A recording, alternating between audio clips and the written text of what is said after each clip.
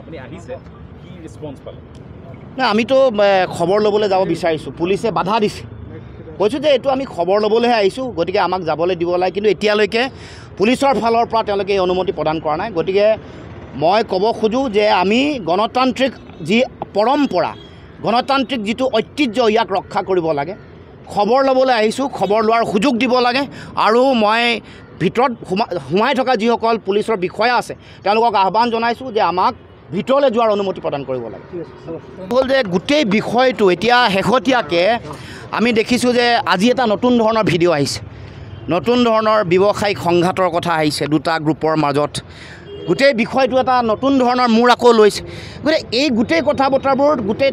তন্নকৈ পৰীক্ষা নিৰীক্ষা নকৰাকৈ এটা সুপৰিকল্পিত এটা ৰাজনৈতিক ষড়যন্ত্ৰ এটা ৰাজনৈতিকভাৱে মুনাফা লোৱাৰ এটা ষড়যন্ত্ৰত লিপ্ত হোৱাৰ আমি এটা উমান পাইছোঁ বা আইডিয়া পাইছোঁ গতিকে যিসকল ইয়াৰ লগত জড়িত সকলো তদন্ত হ'ব লাগে তদন্তত যি দোষী শাস্তি প্ৰদান কৰিব লাগে কোনে এই কথা সংঘটিত হ'ল মানুহৰ মাজত এনেকুৱা ধৰণৰ সংঘাত সৃষ্টি কৰা কথা মানুহৰ মাজত এটা গোষ্ঠী সংঘৰ্ষৰ এটা পৰিৱেশ তৈয়াৰ কৰাৰ যিবোৰ কথা বতৰা এইবোৰ যিসকল দোষী যিসকলে প্ৰৰোচনা কৰিছে প্ৰত্যেককে কৰায়ত্ব কৰিব লাগিব শাস্তি বিহিব লাগিব